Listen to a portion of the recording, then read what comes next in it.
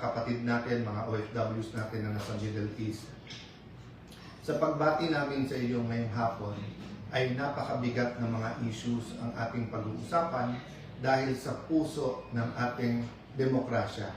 We have to ask ourselves, how important is democracy to ourselves? How important? In personal. So like me, Alan, how important is democracy to you? Tayo as a nation, how important is democracy to us?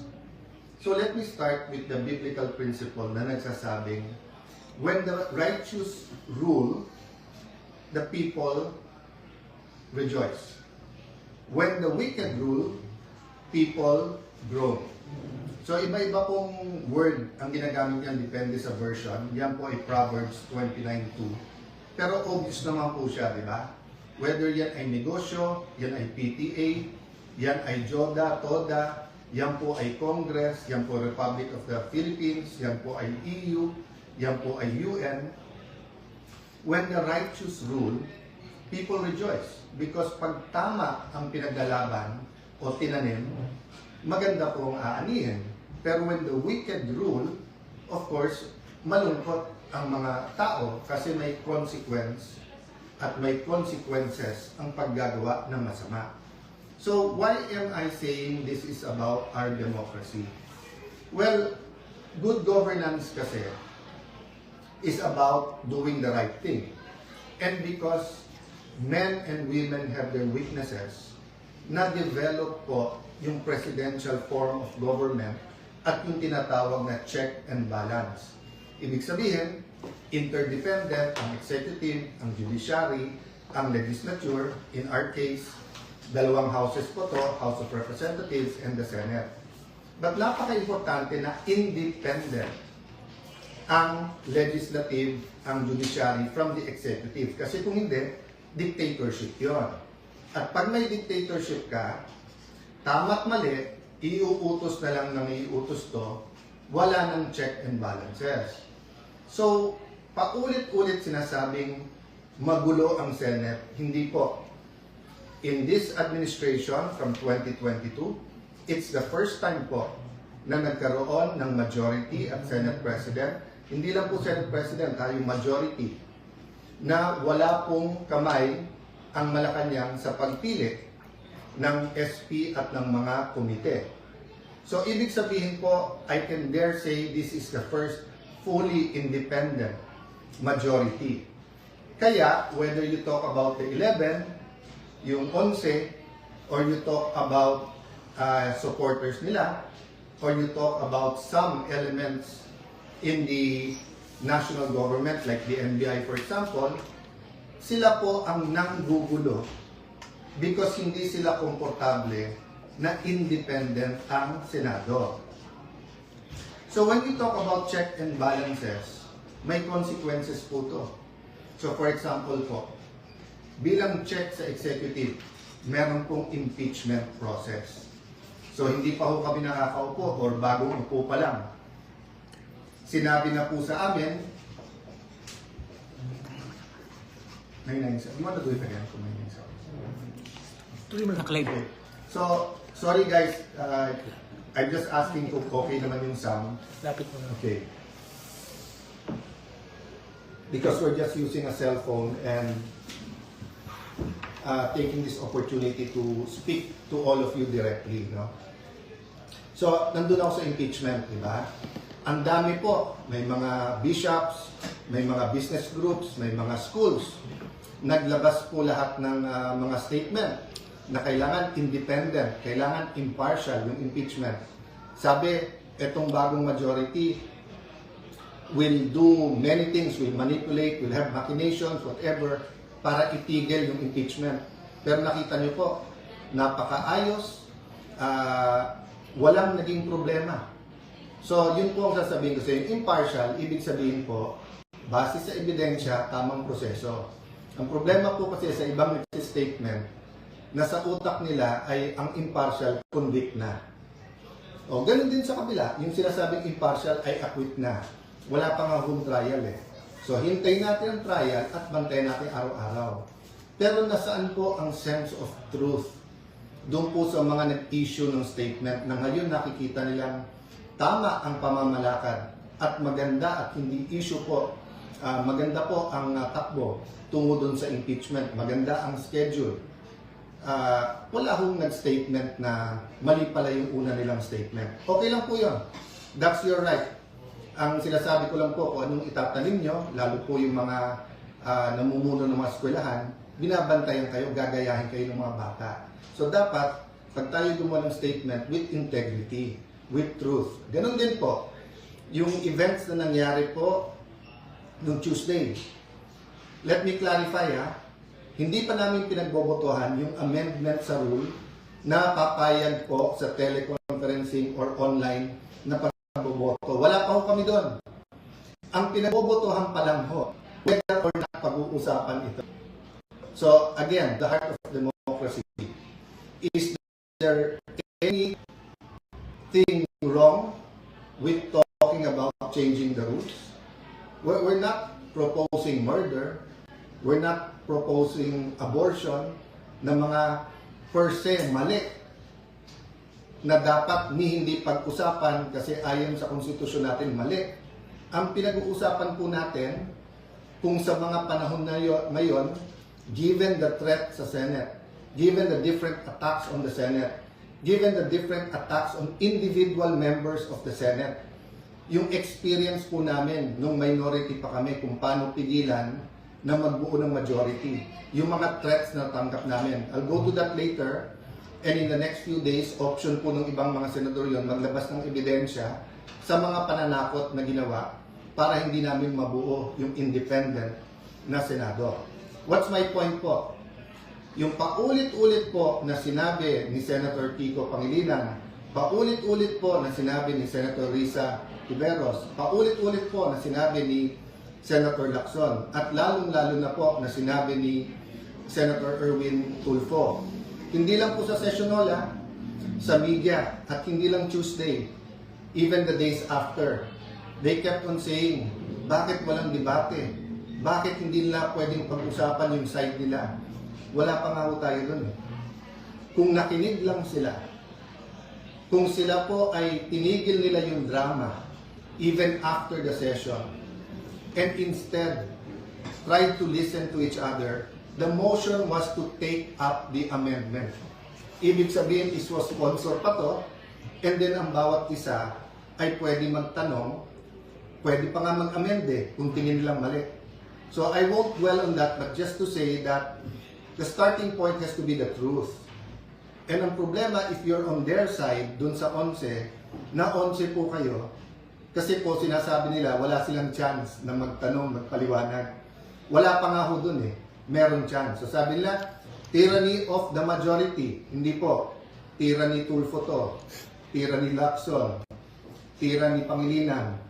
Tyranny Ontiveros. Kasi palakasan ng boses, imbis na we listen to one another. Senator Lacson, I respect, he stood up and says he disagrees with the rule. So yung debate is whether or not we can take up the amendment. Hindi pa natin pinag-usapan yung amendment. Alam niyo po, parang paso yan Pag nilagay mo yung seed sa isang paso, pwede mong kunin at ilipat.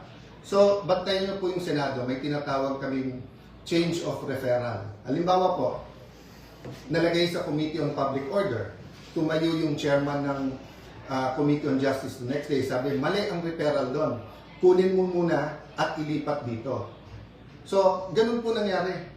Yung proposal ni Senator Marcoleta nandun po sa Committee on Rules at ang motion po ng acting majority leader is kunin at pag-usapan sa floor. Hindi pa ho pinag-uusapan yung merits or kung may masama o mabuti sa puntong yun. Pero sabi po nila na ang isda sa bibig na huhuli. Kaya kita nyo po na, nakita nyo po, yung pala plano all this time, arrestuhin, takutin, intimidate ang nasa majority.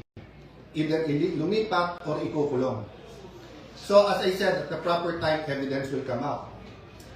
I won't go to the merits demerits, wala kaming problema kasuhan, wala kaming problema na sa korte patunayan kung sila ay guilty. Ang problema pa gagamitin nila na pag lumipat ka dito, wala ka ng kaso. Pag diyan ka, tutuyan ka namin. Wala pa nga yung impeachment, ganyan na ang usapan.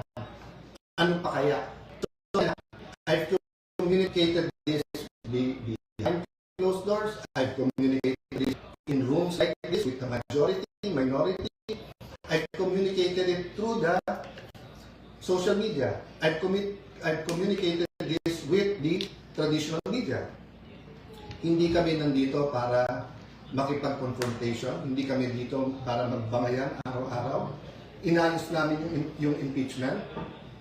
Kasabay ng impeachment po, inayos namin na may legislative calendar pa rin. Meron pa rin hong pag-aayos. Bakit po?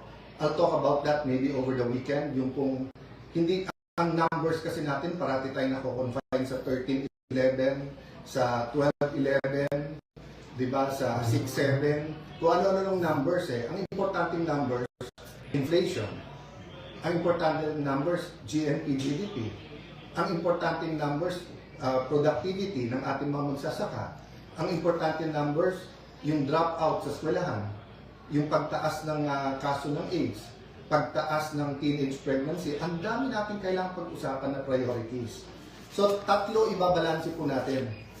Yung economic crisis, where we have to talk about the quality of life. And when we talk about the quality of life, we have to talk about security. We also have to talk about drugs. When we talk about quality of life, we have to talk about education, health, jobs, kung sapat yung kita sa taas ng mga presyo at kung may trabaho pa rin ang tao. Yung second, yung impeachment, which will start in early July. But third, is the corruption issues katulad ng flood control. So we finished a caucus over lunch and we agreed, subject to some minor discussion pa among our chairpersons and the paperwork, that a subcommittee will be formed sa flood control and Senator Marcoleta will issue the notices on Monday para ituloy na sa Thursday yung flood control scam hearings. It will be impartial and we want the whole truth and not only some truth or some true, some not true to come out. Kung makikita nyo, may conflict na kagad. Sabi ng ombudsman, meron mastermind. Sabi ni Senator Lacson, walang mastermind. Sabi ni Senator Lacson, ito yung mga dapat hindi imbitahin. Sabi naman ni Senator Marcoleta, ito dapat imbitahin. So I'm inviting the whole public, bantayan nyo Senado, in the same manner that we are on trial when we have the impeachment. We also have to hold everyone accountable pagdating dito sa flood control. Which goes to my second point. The Committee on Public Order, doon po na-assign yung May 11 events that for us led to 13. And ngayon, kung sino-sino nag-iimbestiga. Sabay-sabay po ngayon nag-iimbestiga, nagsistatement sa Senate. DOJ, NBI, CIDG, may PNP, may CIDG, hiwalay pa sa spokesperson ng PNP, meron pang so Ombudsman, NBI, DOJ, PNP, CIDG, DILG. Agad-agad pumayag kami sa joint with the DILG at PNP, but at one point, sila na lang. Kami tahimik para independent. Pero kung ano-ano na narinig kong statement, katulad nung sa CIDG na imbestigahan daw si Robin at kami dun sa pagtakas ni Senator Bato. Mismong boss nyo na mismong DILG at PNP nagsabi na May 13, wala pa kayong hawak na warrant at pending pa sa Supreme Court kung pwede nga i-serve yung warrant. So paano naging pagtakas yon at paano naging krimen na tulungan siyang makalabas? So kung iimbestigahan nyo ang buong Senate at majority, kailangan yung imbestigahan ng Chief PNP at SILG. Kasi sila mismo nagsabi, wala namang warrant na isa-serve. So, you know, it's getting crazy. Paulit-ulit na lang kayo na magulo ang Senado. Hindi po ginugulo nyo. Let me backtrack ha. Nung natanggal po last year si Senator Cheese Escudero, lumabas yung anyone but cheese. Anyone but cheese. O, pumayag na si kanina, Senator Loren. Nung February po, iupo po namin si Senator Loren. Doon nagsimula yung mga pressure at doon po nag-impisa na narinig namin na kasama sa deal yung mga kaso. O, sinabi anyone but Loren. O, pag upo ko naman, anyone but Cayetano. To be fair, hindi ko narinig sa Malacanang yan. Narinig ko sa mga kasama natin sa 11. And so far, since May 11 to now, what have we done but try to talk about the bigger picture? To talk about crisis, to talk about values, to talk about God in government, to talk about unity. Bakit kayo takot na yung majority na to ay gawin namin ang aming trabaho? Wala naman kami tinatarget eh. Hindi katulad yung inyong dating majority na talagang tinarget ang Senado para pababain yung rating. Again po wala dapat pagtakpan. Wala dapat po from the President, the Vice President, Senators, managot ang dapat managot. Kaya mag-repent na yung mga dapat mag-repent. Pero sobra po naman ata na lahat na ng sisi binibintang sa ilang tao o ilang partido lang. Bakit po ba? Itaas ba ng presyo ngayon? Pagtaas ng gasolina, yung kawalan ng trabaho, handling ng mga cases ng OFW, yung flood control, yan po ay sisisihin nyo sa opposition, yan po ay sisisihin nyo sa majority ngayon. So anyway, that's your privilege. Let's have the hearings, then let's people judge. And yun ang advice ko sa 11. Maghanda na rin, mag-attend kayo. So rather than spewing out venom, calling us names, yung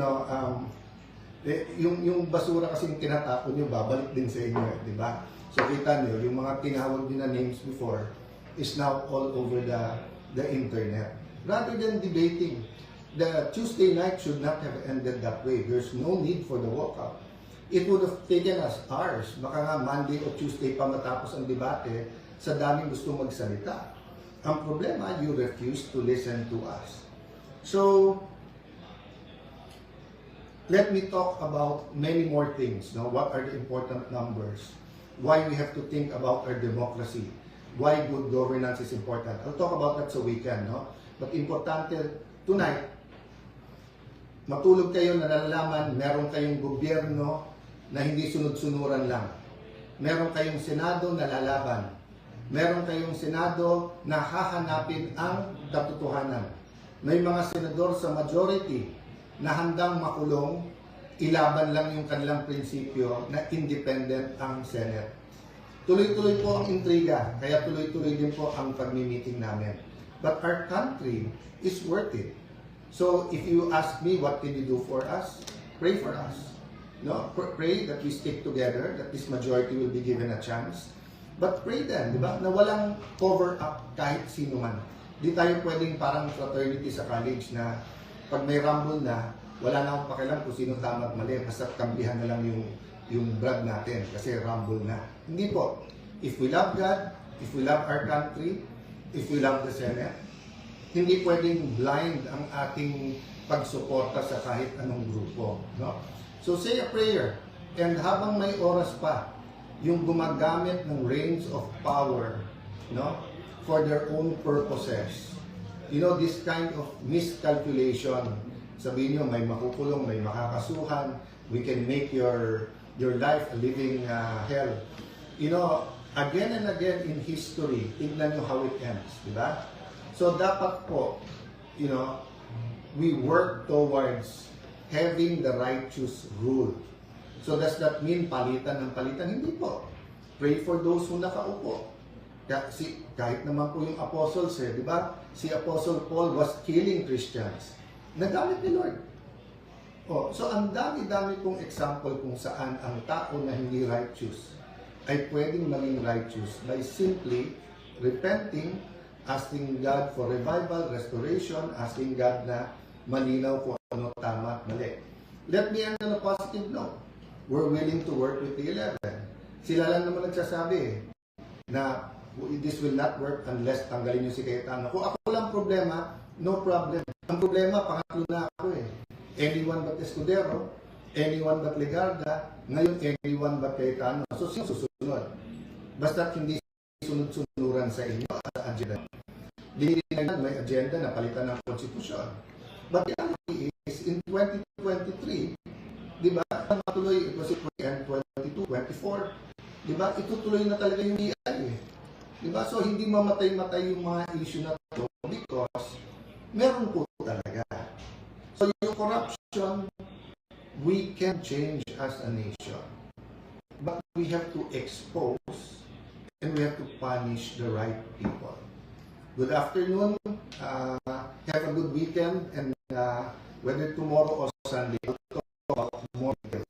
Again, pray for the majority and abangan. And saan po yung mga witnesses, lakasan nyo po loob nyo rin. No? Sama-sama po. Basta ang kailangan lang, hindi pwede mag-witness yung magsisinungaling. Magsabi lang po parati ng totoo. God bless you po. Magandang hapon.